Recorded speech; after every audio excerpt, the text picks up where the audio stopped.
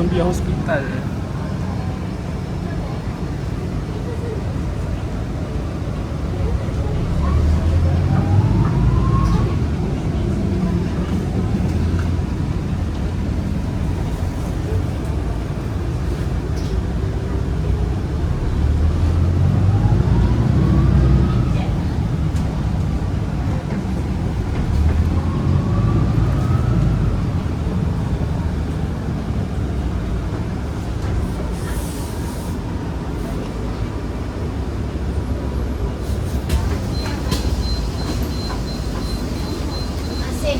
Dua bus stop lagi. Oh, 2 bus stop Ya, lagi. nanti saya turun, nanti satu bus stop lagi.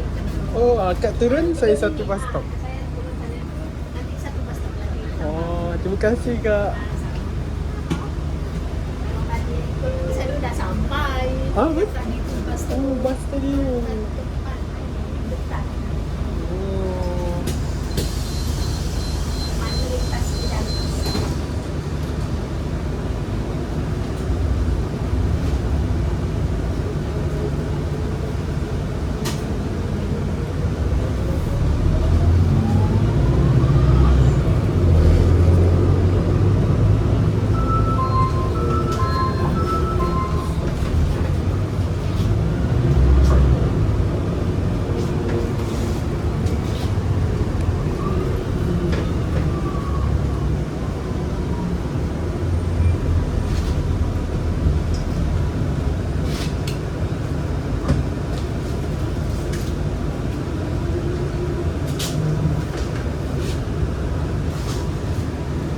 Okey. Turun bus stop sana.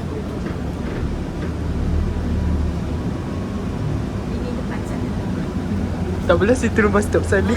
Nak rakam. Oh, ya. Terima kasih kak. Assalamualaikum.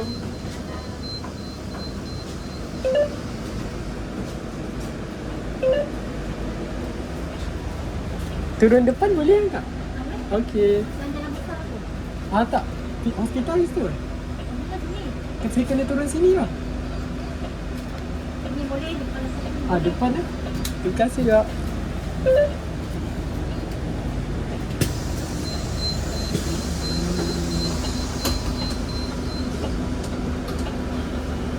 Sibuk ke kak sini? Saya naik bus pink kat Seremban tu santai je. Acik tu siap buka radio. Besu. Saya borak dia.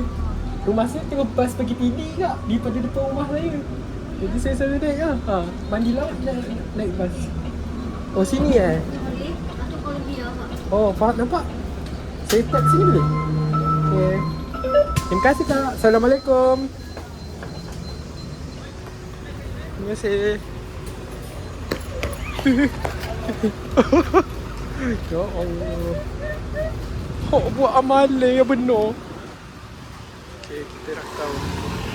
Bas ni dah nak pergi.